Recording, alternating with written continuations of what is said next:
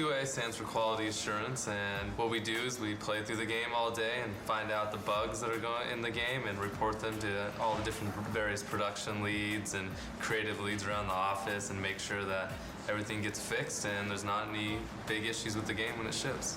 It's our responsibility to make sure the game is appropriately awesome and epic. If there is a big problem area, well, one of us will just like play that area all day long, every day, do everything you can imagine that could break the game, kind of get in the mind of what people playing for the first time, because we play it every single day. Try to do everything possible in that area with every item, every spell, and make sure it's all working and none of that's crashing the game.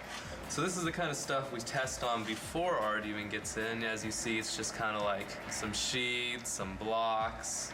You don't really see a lot. It's a pretty basic level.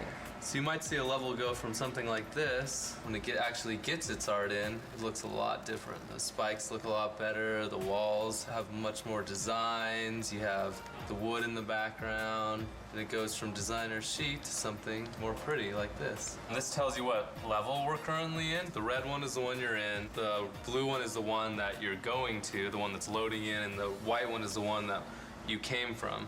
It's very easy when you're writing up a bug to tell them which area it's happening in.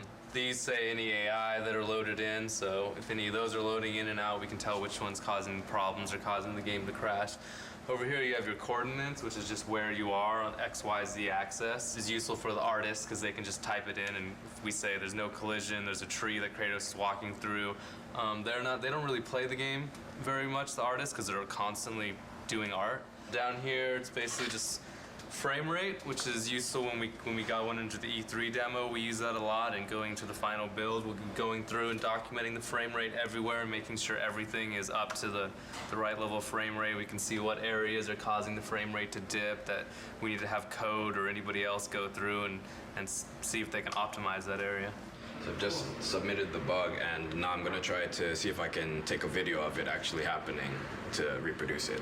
The bug is that sometimes Kratos just won't grab onto the ledge when he does the jump. And the bugs are assigned to different priorities, and certain ones we refer to as progression stoppers, which means that if a player were to run into this bug playing through the game, they would be unable to continue. And we categorize that as an A bug. It's the absolute highest priority. So I have to make very sure that the designer gets this particular bug so that they're able to fix it, because it's very, very serious. We could get as many as 100 to 200 bugs per day during certain phases of production. This is the opening level. This is when Gaia is climbing up Mount Olympus and you're on the back of Gaia. Art was just added to this level, so you would try to run along different areas, make sure Kratos can't pass through the world, like right here.